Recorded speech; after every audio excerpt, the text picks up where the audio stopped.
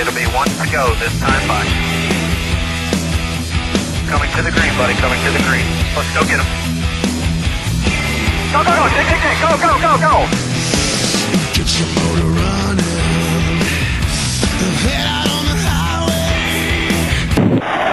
highway. We're now joined again by Jimmie Johnson, who will be starting first on Sunday. Jimmie, can you just give us another update on if this changes your strategy or anything like that?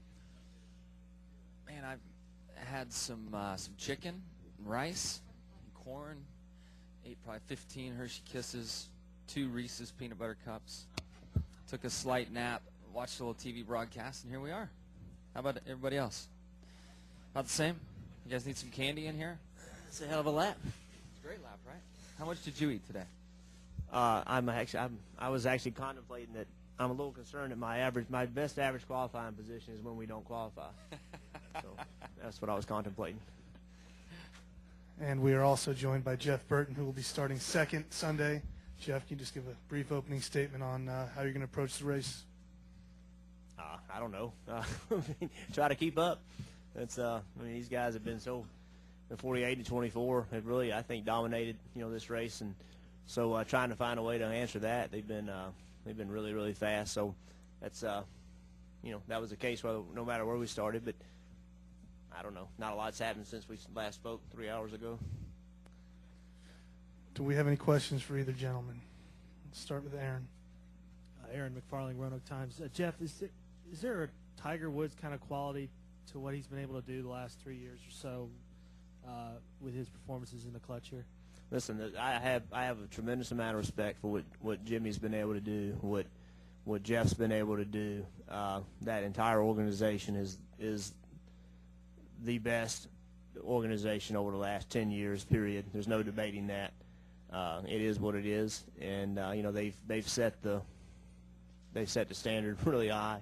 So it's this is a really competitive sport with a lot of good teams. A lot of effort being put out, and they've been incredible, and they've done it better than the rest of us have. It's just it's just that easy to say. I mean, there's been some teams that have flirted with it, and maybe won a championship, but there's been no team that has consistently put themselves in position to win races and championships the way that that Hendrick has, and as of late the 48. So there's a lot of respect in the garage, not just from us, but from the entire Cup garage about how Jimmie races. He races hard and races clean. I hear a lot of. I read an article this morning. I don't normally read a lot, that there's no way you can win a championship if you can't be ugly on the racetrack.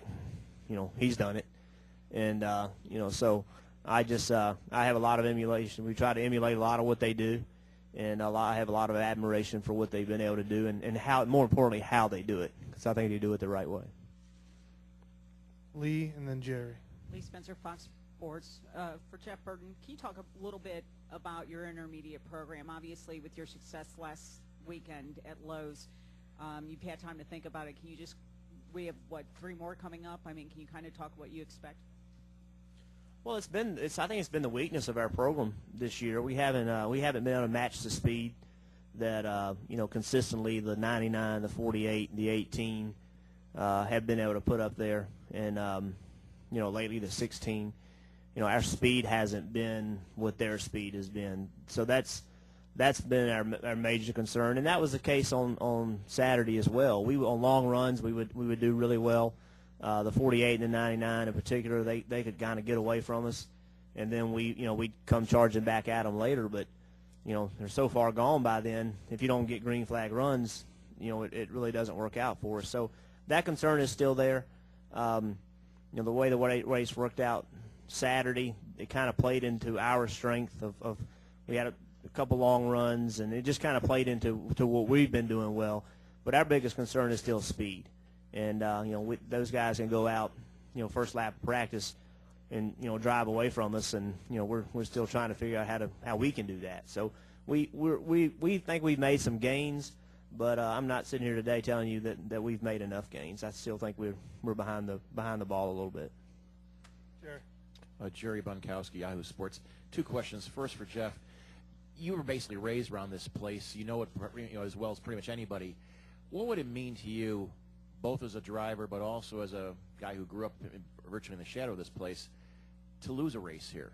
There's lots of rumors about Martinsville may lose a race, may go to Kansas or some other track.